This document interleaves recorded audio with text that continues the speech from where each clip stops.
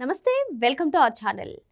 Liquor స్కామ్లో చెవిరెడ్డి భాస్కర్ రెడ్డితో సహా సజ్జల శ్రీధర్ రెడ్డికి, వెంకటేష్ నాయుడుకి కూడా బెయిల్ వచ్చిన సంగతి మనకు తెలిసిందే. మరి బెయిల్ వచ్చిన అనంతరం మీడియాతో మాట్లాడుతూ చెవిరెడ్డి భాస్కర్ రెడ్డి చంద్రబాబు నాయుడు గారి పైన కొన్ని కీలక కామెంట్స్ చేశారు. తన సొంత నియోజకవర్గం నుంచి నేను పోటీ చేసి గెలిచాను కాబట్టే నా పైన కక్షపూరితంగా వ్యవహరిస్తున్నారని, 2014-19 మధ్య కూడా ఈ విధంగానే చేశారని, 72 కేసులు పెట్టారని ఆయన వాపోతున్నారు. అంతేకాకుండా ఇప్పటికీ కక్ష రాజకీయాలే చేస్తున్నారు అంటూ చేస్తున్నటువంటి చెవిరెడ్డి చేస్తున్నటువంటి కామెంట్స్ని ఏ విధంగా చూడాలి తెలుసుకునే ప్రయత్నం చేద్దాం. దీన్ని విశ్లేషించడానికి మనతో పాటుగా ఉన్నారు సీనియర్ జర్నలిస్ట్ దుర్గకుమార్ గారు. నమస్తే సార్. నమస్తే అమ్మ శ్రావణి, మన వీక్షకులు. చెవిరెడ్డి భాస్కర్ రెడ్డి బెయిల్పై విడుదల అయిన తర్వాత మీడియాతో మాట్లాడుతూ కొన్ని సెన్సేషనల్ కామెంట్స్ చేశారు సార్. బహుశా మీరు కూడా చూసే ఉంటారు. చంద్రబాబు నాయుడు గారు తన పైన కక్ష రాజకీయాలు చేస్తున్నారని, 2014-19 మధ్య కూడా ఈ విధంగానే కక్ష రాజకీయాలు చేసి బస్సుల్లో తన కింద కూర్చోబెట్టి మరి తిప్పారని, ఇప్పుడు కూడా ఈ అక్రమ లిక్కర్ కేసు పెట్టి అరెస్ట్ చేశారు, అందుకే 226 రోజుల పాటు తనని అక్రమంగా జైల్లో ఉంచారని చెప్పి ఆయన చెప్తున్నారు. ఈ కామెంట్స్ని ఎలా చూడాలంటారు? మీరు అన్నట్టు చెవిరెడ్డి భాస్కర్ రెడ్డి ఎప్పుడు సెన్సేషనల్ మనిషి అన్నమ్మా. ఇప్పుడు ఆయనతో ఎవరు బలవంతంగా నేరాలు అయితే చేయించలేరు. ఆయన సహజ ప్రవృత్తి నేరాలు చేయటం. ఆ ప్రవృత్తి ప్రకారం నేరాలు చేసినప్పుడు శాసనసభ్యుడైనా ఇంకొకళ్ళైనా పార్లమెంట్ సభ్యుడైనా కూడా కేసులు నమోదవటం సహజం. ఇప్పుడు చేసేవన్నీ చట్టవిరుద్ధమైనటువంటి కార్యక్రమాలు అయినప్పుడు నిన్ను బలవంతంగా ఎవరు చేయించగలుగుతారు? ఒక శాసనసభ్యుడి చేత నువ్వు వైసీపీలో ఇంత పెద్ద నాయకుడివి, నువ్వు లిక్కర్ స్కామ్లో ఇంత పెద్ద పాత్ర పోషించింది, రోజు చంద్రబాబు నాయుడు గారిని వెనకాలండి ఏ నియోజకవర్గానికి ఎన్నెన్ని అట్టపెట్టెలు డబ్బులు పంపమన్నాడు, ఎన్ని వెహికల్స్ ఎక్కడెక్కడ పంపమని అని పురమాయించాడు. నీకు పురమాయించింది ఎవరు? ఆ గొడవని ఇన్ఛార్జిగా ఇచ్చింది ఎవరు? ఆ బాధ్యతలు ఇచ్చింది ఎవరు? జగన్మోహన్ రెడ్డి ఇచ్చాడు, నువ్వు చేసావు. అంతేగాని చంద్రబాబు నాయుడు గారికి నీకు ఏం సంబంధం? చంద్రబాబు నాయుడు గారు దాదాపు ఒక 30 ఏళ్ల క్రితమే చంద్రగిరి నియోజకవర్గం నుంచి కుప్పం నియోజకవర్గానికి మారాడు. ఇప్పుడు ఆయన చిత్తూరు జిల్లాలో ఏ ప్రాంతం నుంచి అయినా పోటీ చేసి గెలవగలిగిన శక్తి ఉంది.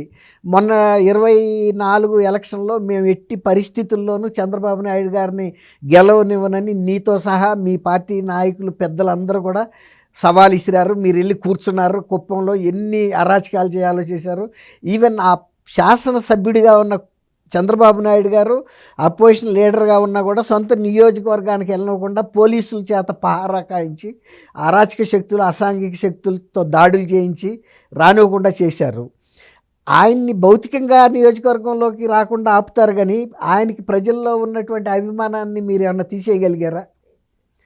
తర్వాత ఇప్పుడు కొడాలి నాని చంద్రబాబు నాయుడు గారిని కనుక కుప్పంలో ఓడించలేకపోతే నేను ఆయన షూస్ తుడిచి బతుకుతాను, అక్కడే కూర్చుంటాను, షూ ర్యాక్ దగ్గరే కూర్చుంటాను అన్నాడు. కూర్చున్నాడా? కూర్చోలేదు కదా. లేదా చంద్రబాబు నాయుడు గారు గుర్తు చేశాడా? ఏమయ్యా కొడాలి నాని, నా షూస్ తుడుస్తానన్నావు కదా, నువ్వు రా తుడు అన్న ఇప్పుడన్నా అన్నాడా?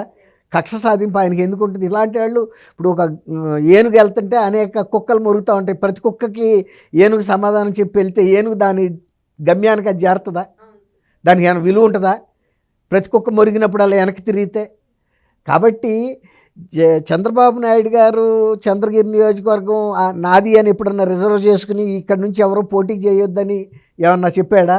ఎప్పుడైతే వాళ్ళ తమ్ముడు రామ్మూర్తి నాయుడు గారికి అక్కడ ఆరోగ్యం బాగోక రాజకీయాల నుంచి విరమించుకున్నాడో తను వారసులు ఎవరు చంద్రగిరి నుంచి పోటీ చేయాలనేమి ఆయన కోరుకోలేదు కదా.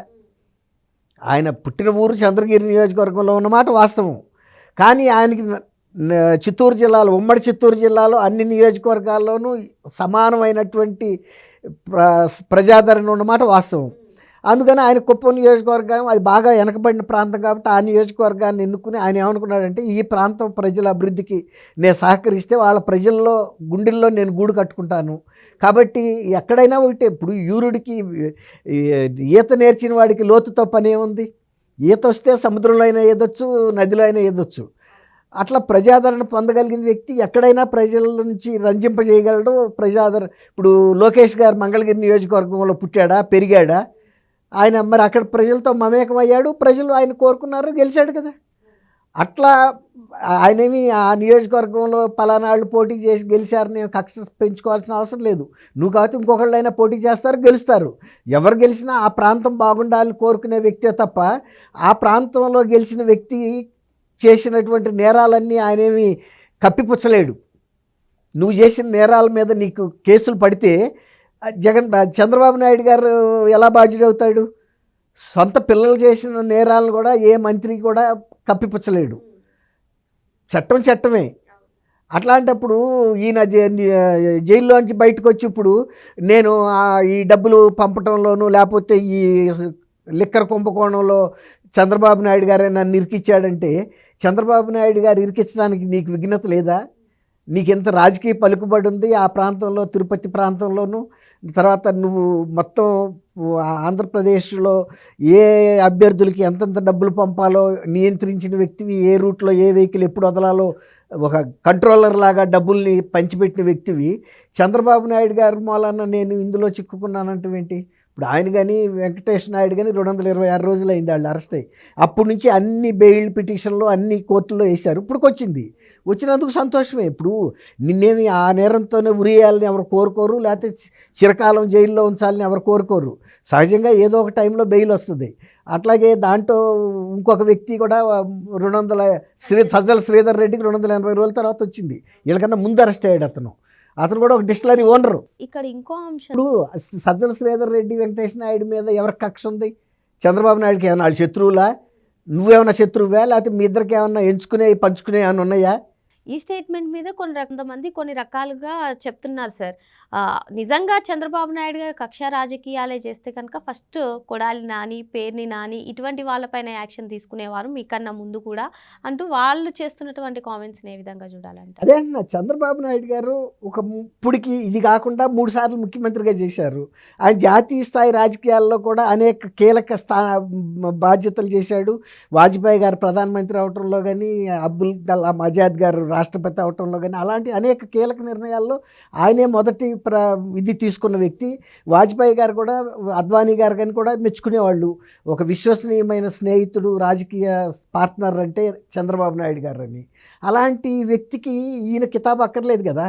తర్వాత ఇట్లాంటి వాళ్ళందరితో కనుక ఆయన రోజు పోరాడుతూ కూర్చుంటే ఆయన రాష్ట్రంలో ఇంత ప్రగతి తీసుకురాలేడు కదా ఇప్పటికి 19 నెలల్లోనే. కాబట్టి ఆయన ఎప్పుడు డెవలప్మెంట్ మీద కాన్సన్ట్రేట్ చేస్తారు. అంతేగాని ఎవరో ఏమన్నారు, అప్పుడేమన్నారు, ఇప్పుడేమన్నారని ఆయన ఎన్ని పట్టించుకోడు. ఇప్పుడు చంద్రగిరిలో నేను ఎమ్మెల్యేగా గెలిచా కాబట్టి నా మీద కక్ష పెంచుకున్నాడు. చంద్రగిరి నుంచి నువ్వేగా చాలామంది గెలిచారు ఆ నియోజకవర్గం వదిలిపెట్టిన తర్వాత. గల్లా అరుణ్ గారు కూడా గెలిచింది. ఆమె కూడా కాంగ్రెస్ తరఫున గెలిచింది. ఆమెని వాళ్ళ అబ్బాయి కూడా తెలుగుదేశంలో చేరి ఎంపీ కూడా గల్లా జయదేవ్. అట్లాగే ఇప్పుడు రాజకీయాల్లో ఎవరైనా కలిసి వచ్చే వాళ్ళని కలుపుకెళ్ళిపోతాడు. లేదు ఇతర ఆయన కూడా ఒకప్పుడు కాంగ్రెస్ పార్టీ నుంచి వచ్చిన ఆయన వ్యక్తే కదా. అందువల్ల కాంగ్రెస్లో ఉండాలంతా నాకు ఆగర్భ శత్రువులని ఏ పార్టీని అనుకోడు, కాంగ్రెస్ వాళ్ళని అసలు అనుకోడు. కాబట్టి ఈయన తను చేసిన తప్పుల్ని కప్పిపుచ్చుకోవడానికి కొబ్బరి చెట్టు ఎందుకు ఎక్కావురా అంటే దూడ మేతకు అన్నట్టు, కొబ్బరి చెట్టు మీద దూడ మేత ఉంటుందా? నువ్వు కొబ్బరికాయల కోసం ఎక్కావు, అది చెప్పు. దూడ మేత కింద ఉంటుంది, అంత మాత్రం ఎవరికి తెలీదు. కాబట్టి అంటే ఒక సీనియర్ లీడర్గా ఉన్న చెవిరెడ్డి భాస్కర్ రెడ్డి ఇట్లాంటి మతిలేని మాటలు మాట్లాడటం మంచిగా అనిపించదు. ఎస్, నేను ఈ లిక్కర్ కుంభకోణంలో నా పాత్ర లేదు, నేను ప్రూవ్ చేసుకుంటానంటే వేరే మాట. లేదు, నేను జగన్మోహన్ రెడ్డి గారి ఆదేశం మేరకు చేశాను, ఆయన ఆదేశం మేరకు చేశా కాబట్టి ఎటువంటి శిక్షణైనా నేను ఆనందంగా స్వీకరిస్తాను అని చెబితే అదొక రకం. ఎందుకంటే ఇప్పటికీ కొంతమంది చెబుతున్నారు ఆయన తప్పు ఇచ్చినా రైట్ చేసినా ఆయన ఫాలో అవుతామని. అట్లా చెప్పాలి. కానీ చంద్రబాబు నాయుడు గారికి నువ్వు లిక్కర్ కేసుకి ఏం సంబంధం? అవును కదా. అట్లాగే శ్రీధర్ రెడ్డి ఆయన ఒక డిస్టిలరీ ఓనరు. అట్లాగే ఈ వెంకటేష్ నాయుడు డబ్బులు లెక్కలు పెట్టడం, ఇవన్నీ ట్రాన్స్పోర్ట్ చేయటం, అవన్నీ వీడియోలు కూడా వచ్చినాయి. అట్లాగే తను ఇటువంటి మాటలు మాట్లాడటం కన్నా వాస్తవాలు. ఇప్పుడు సజ్జల రామకృష్ణారెడ్డి కనుక ఈ చంద్రబాబు నాయుడు గారు కల్తీ నేతి విషయంలో తప్పుడు మాట్లాడాడు, ఆయన క్షమాపణ చెప్పాలంటే అందులో కల్తీ లేదా? నెయ్యి ఉందని అక్కడన్నా రిపోర్ట్లో వచ్చిందా? ఆయన కూడా నెయ్యి లేదనే కదా చెప్పాడు. పని ఆ రోజు మీకు తెలుసు కదా నెయ్యి లేదని, ఆ రోజే చెప్పుండాల్సింది. నెయ్యి లేదా అందులో, జంతువుల కొవ్వు కూడా లేకపోవచ్చు, మేము అడిగి చెప్పింది ఇది పామోలిన్ అనుబంధ నూనెలు కలపమన్నాము, ఒకవేళ తెలియక ఆడు కలిపాడాము, మాకు తెలియదు అంటే ఆ రోజే ఒప్పుకుంటే గౌరవంగా ఉండేది. ఇవాళ రిపోర్ట్లు వచ్చిన తర్వాత నువ్వు ఒప్పుకునేది ఏంటి? ఇవాళ మళ్ళీ దీనికి చంద్రబాబు నాయుడు గారు క్షమాపణ చెప్పమంటాడు. చేసిన తప్పు నువ్వు ఆయన క్షమాపణ చెప్పాలా? ప్రజలకు తెలుసు ఎవరికి శిక్ష వేయాలో. అందుకే ప్రజలు వేశారు, ఇంకొకసారి కూడా వేస్తారు. ఇప్పుడు ఇవాళ సజ్జల రామకృష్ణారెడ్డి గారు మాట్లాడిన మాటలకి జీవితకాలంలో కూడా శ్రీవారి భక్తులు ఎవరు కూడా క్షమించరు. చేసిన తప్పు ఒప్పుకోకపోగా ఇంకొకళ్ళ మీద నెట్టడానికి ప్రయత్నిస్తున్నాడు. నువ్వు అక్కడేమో అపచారం చేసావు, దేవుడికి భక్తుల్ని వంచావు, తప్పుని తీసుకెళ్ళి మళ్ళీ చంద్రబాబు నాయుడు గారికి రుద్దుతున్నావు. అంత ప్రజల అమాయకులా, భక్తుల అమాయకులా? కాబట్టి 2029కి కూడా శిక్షకి రెడీ చేసుకున్నారు ఇవాళ సజ్జల రామకృష్ణారెడ్డి గారి ప్రెస్ కాన్ఫరెన్స్ ద్వారా. మరో అంశంతో మళ్ళీ కలుద్దాం. Thank you sir. Thank you అమ్మ శ్రావణి, మన వీక్షకులు.